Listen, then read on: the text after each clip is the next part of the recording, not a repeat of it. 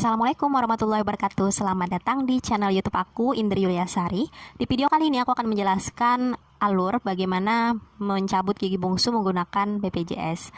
Nah, bagaimana alurnya? Jangan lupa sebelum lanjut videonya, subscribe dulu channel ini, berikan like dan komen agar aku tambah semangat bikin videonya. Oke, kita langsung aja ke penjelasannya.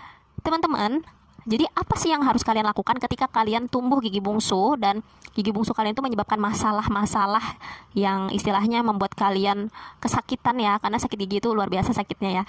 Nah, jadi yang pertama kalian lakukan apabila kalian menggunakan BPJS, alurnya ya, kalian bisa ke paskes pertama kalian. Jadi alur yang pertama atau cara yang pertama, kalian pergi ke tempat paskes pertama kalian. Jadi paskes pertama kalian misalkan kalian di klinik, bisa juga dokter pribadi atau puskesmas. Kalau dokter pribadi kan biasanya juga include dengan dokter giginya kan.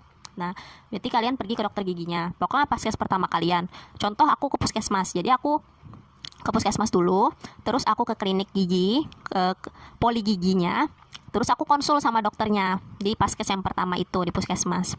Tanya dengan dokter. Jadi dokter akan cek dulu nih gigi aku kemarin itu.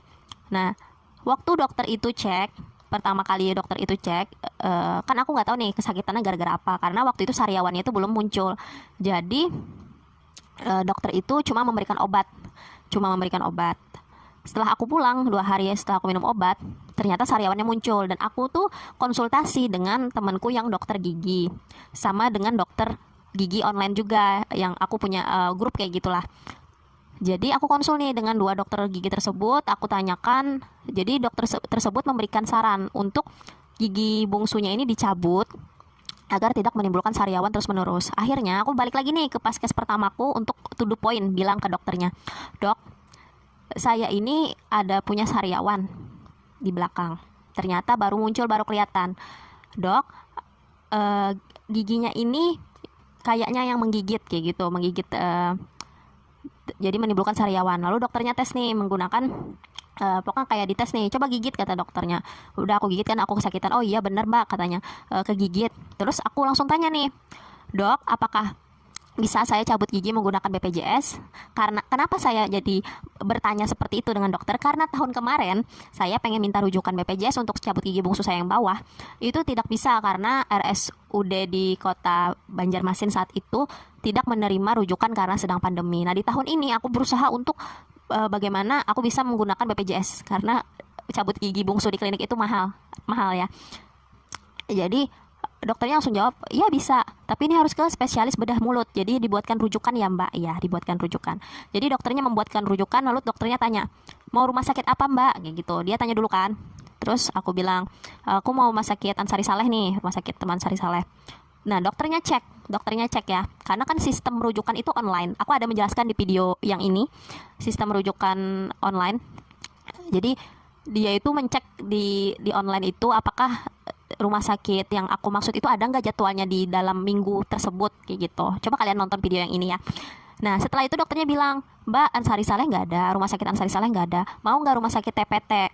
Saya bilang, "Oh iya dok, nggak apa-apa," kayak gitu. Jadi dirujuklah aku ke rumah sakit TPT ya. Nah teman-teman, rujukannya ini berlaku dari tanggal 31 Januari sampai 30 April. Jadi sekitar 3 bulan berlakunya. Ketika kalian dikasih sama dokter surat rujukan seperti ini, dokter akan ngasih nanti surat rujukan seperti ini kan 3 bulan. Maksud dari 3 bulan tersebut adalah kalian bisa menggunakan rujukan ini selama 3 bulan.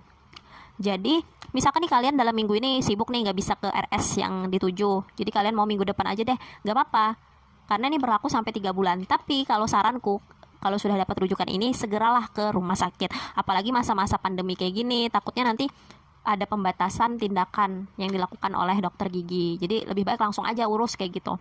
Nah, setelah sampai ke rumah sakit, habis mendaftar, ternyata spesialis bedah gigi dan mulut itu cuma ada di hari Senin, Selasa, dan Kamis. Aku datang hari Senin itu kan terlambat, jadi aku hari Selasa itu hari libur, jadi aku ke hari Kamis, menunggu sampai hari Kamis. Di hari Kamis ketika diperiksa oleh dokter melihat keadaan gigiku nih, ternyata kata dokter, "Oh ini bisa Mbak dicabut biasa aja." Jadi sama kejadiannya sama di gigi aku ini, jadi nggak pakai operasi. "Bisa Mbak dicabut biasa aja, nanti datang hari Senin ya buat dicabut biasa aja, dicabut biasa.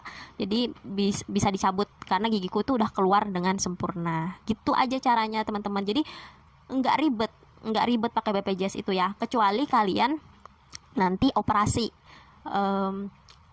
Mungkin harus menunggu beberapa saat kayak gitu, karena setahu aku tanya-tanya dengan temanku kenapa jadi menunggu, karena spesialis bedah mulut yang ada di suatu wilayah atau daerah itu tidak banyak, sehingga kita harus antri nih untuk melakukan operasi. Antri dengan kasus-kasus yang harus lebih urgent dilakukan, jadi kayak antri kayak gitu teman-teman. Jadi kalau misalkan yang dioperasi itu aku kurang tahu sih kenapa aku nggak dioperasi. Mungkin kata teman aku gigiku itu udah keluar dengan sempurna sehingga tidak perlu dilakukan ronsen dan operasi. Tetapi kalau dilakukan operasi itu apabila misalkan giginya itu nggak keluar dari gusi atau misalkan sebagian nggak keluar, nah itu yang harus dilakukan operasi atau pembedahan. Jadi buat teman-teman yang sedang sakit gigi bungsu, teman-teman yang punya BPJS ya, teman-teman jangan takut, langsung aja memeriksakan diri ke Paskes pertama secepatnya, sehingga kalian bisa mendapatkan tindakan yang secepat-cepatnya, karena gigi bungsu ini apabila dia bermasalah sakit banget kayak gitu. Jadi kalian jangan takut dan jangan istilahnya menunda-nunda prosesnya, karena prosesnya ini sangat gampang loh teman-teman ya, nggak ribet kok sama sekali. Jadi yang penting sabar aja menunggu antrian, karena BPJS memang antrinya lama, cuma untuk prosesnya sebenarnya gampang aja step by stepnya. Oke teman-teman, terima kasih sudah menonton dan sampai jumpa di video selanjutnya. Kalau ada yang nggak paham silahkan tanya di kolom komentar ya.